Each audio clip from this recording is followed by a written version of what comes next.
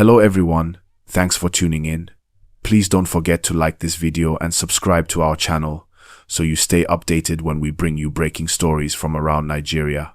Today we're talking about a very heated issue, the back and forth between Bayo Onanuga, the Special Advisor on Information and Strategy to President Bola Tinubu, and Omoyele Sowore, in connection with the call for sanctions against Aloy Ejimakor, one of the lawyers representing Nnamdi Kanu, leader of the indigenous people of Biafra, IPOB. The headline we're unpacking is, Sowore replies to Tinubu spokesman Onanuga's call to sanction Kanu's lawyer. Here's the gist of what happened and why it matters for everyone watching. So, on the one side, Bayo Onanuga posted on his official X account, formerly Twitter, pointing to Aloy Ejimakor, the lawyer to Nnamdi Kanu, being physically present among protesters in Abuja. He described the protest as shambolic and questioned how a legal practitioner could participate in what he described as extra-legal tactics while his client's treasonable felony case is still before the courts. Onanuga insisted that the prosecution has concluded its case in Kanu's matter, and therefore the defense should focus on legal strategy, not protest marches. He accused Ejimakor of abandoning his professional ethics and called for the relevant legal bodies, such as the Legal Practitioners Disciplinary Committee, to step in and impose sanctions. On the other side, we have Sowore, the veteran activist and founder of the media outfit Sahara Reporters, who is effectively saying, hold on, this is not just about one lawyer, this is about wider issues of justice, free expression, the right to protest, and how the state responds. He is pushing back against the idea that lawyers and citizens are barred from active protest when major rights issues are at stake. Sowore's response has several layers. He is supporting the ongoing demonstrations, calling for Kanu's release. He is challenging the narrative that participation in protest automatically amounts to professional misconduct. He is pointing to what he sees as a chilling effect on civil society. If lawyers cannot speak up or join movements in certain circumstances, what does that say for democratic space? The exact quotes from Sowore's reply are less widely reported, but the thrust of his message is clear. Why this matters? First, there is the legal professional ethics dimension. A lawyer is expected to uphold certain standards, not to interfere with ongoing proceedings in ways that might prejudice justice, respect sub judice rules, etc. Onanuga is invoking that principle. Second, there is the civic rights dimension. Lawyers, activists, citizens all have roles in democratic society. When the state is terminally locked in a major case like Kanu's treasonable felony, major national security implications, then any action by defense lawyers that appears to be outside the courtroom can be seized on. Third, there is the political optics. The presidency, speaking out in this manner, gives a signal. Active protest by lawyers and activists is being watched.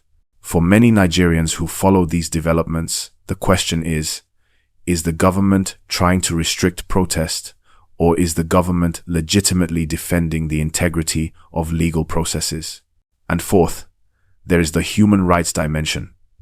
Kanu has been in custody since his rearrest in 2021, and his case remains highly controversial. Many rights groups say his bail terms have been improperly withheld, that due process has been compromised. The protest is tapping into that. If lawyers cannot join, or are sanctioned for joining, that raises bigger questions about access to justice. Let me add a bit of background so we are all on the same page. Nnamdi Kanu's trial concerns charges of treasonable felony and terrorism-related offenses. He was first arrested in Nigeria, then he left the country, was subsequently rearrested in Kenya and brought back to Nigeria. There have been numerous delays and controversies about his bail. Meanwhile, the IPOB movement remains highly contentious, designated by the government as a terrorist organization, though many of its supporters argue otherwise. These protests you're seeing are framed by some as a fight for Biafran self-determination, by others as destabilizing. The legal proceedings are far from over. Given all of that, Onanuga's call for sanctions is more than just a reprimand of one lawyer. It is a message. Stay out of the streets. Conduct your business in the courts. Meanwhile, Sowore and others are saying, no, when the courts are not functioning fairly, citizens and their lawyers have the right to civil action. Now, for you at home, why should you care? Because this story touches on several things that affect everyday Nigerians. How free is the legal profession? If a lawyer is threatened with sanction simply for joining a protest, does that chill the entire profession? How free is protest in Nigeria? If governments justify crackdowns on protest by saying, this is sub judice or this is extra legal, do ordinary citizens get fewer rights of assembly? How does the justice system handle politically sensitive cases? If a major case like this has elements of national security, high-profile defendants, large-scale protests, what happens when the public perception is that justice is delayed or biased? How does the presidency choose to engage with all this? The fact that the presidency's spokesman is making such statements shows a level of political engagement, and for some, perhaps interference. So what happens next? A few possible scenarios. The Legal Practitioners Disciplinary Committee, LPDC, could decide to investigate Aloy Ejimakor's conduct. They may or may not impose sanctions. If they do, it will set a precedent for how lawyers engage in protests. The protest movement may escalate. Sowore may mobilize more. The government may respond with more force. Abuja is already seeing heightened security. The courts could make further moves in Kanu's case, which may either diffuse or intensify the dispute between street action and courtroom action. The administration might clarify its position, whether they are defending legal ethics or suppressing protest, whichever way they go. It will influence how NGOs, media, and civil society operate. Before I wrap up, let me pose a question for you. Should defense lawyers be allowed to join public protests while a major case is ongoing? In your view, is that legitimate activism or is that unethical professional conduct? Drop your thoughts in the comments. I'll be reading and replying. Don't forget to like and subscribe if you found this story helpful. When Bayo Onanuga called for sanctions against Aloy Ejimakor, many Nigerians saw it as another attempt to silence dissenting voices. Remember, this same Bayo Onanuga is the presidential spokesman who's often quick to respond to critics of the Tinubu administration. So, when he said the lawyer should face disciplinary action for joining a protest, people were divided. Some agreed, saying that lawyers should separate activism from ongoing legal cases, while others felt it was an overreach. Sowore, being the activist he is, didn't take that quietly. His response was sharp, not rude, but assertive. He reminded Onanuga that Nigeria's constitution guarantees freedom of expression and peaceful assembly. Sowore argued that a lawyer doesn't stop being a citizen just because he represents a client in court. He can still stand up publicly for justice, especially when that justice seems delayed or denied. Now, this reply resonated with a lot of people online. Across X, Twitter, Facebook, and even YouTube comment sections, many Nigerians began saying the same thing. If lawyers can't protest injustice, who else should? They argue that sometimes it takes professionals standing up publicly to push change, especially in a system where cases like Nnamdi Kanu's drag for years without clear resolution. And that's the heart of this matter, the delay. Nnamdi Kanu has been in detention for years now. Every few months, we hear a new court date, a new adjournment, and new conditions. Meanwhile, his health has been a subject of concern. His family and supporters say his rights are being violated, while the federal government maintains that the case is purely legal and tied to national security. So when you see protests like the Number Free and Nnamdi Kanu Now marches happening, they're not just about Kanu himself. They're about frustration with the justice system. And the presence of people like Sowore and Ejimakor gives those protests credibility, because it shows that people who understand the law are saying, this is not right. But here's where it gets more complicated. From a legal ethics standpoint, the Nigerian Bar Association, NBA, has clear rules about lawyers' conduct. A lawyer is not supposed to act in a way that could prejudice an ongoing case or influence a court through public pressure. So technically, Onanuga has a point. But the counterpoint is what happens when the court process itself is being used as a tool to silence a person or delay justice indefinitely. That's where Sowore's argument gains strength. Some Nigerians are also bringing up history. They remind us that back in the military days, lawyers like Gani Fawehinmi, Femi Falana, and others didn't only speak in court, they were also in the streets. They protested, they wrote open letters, they held press conferences. Without that activism, many of the freedoms we enjoy today might not have been achieved.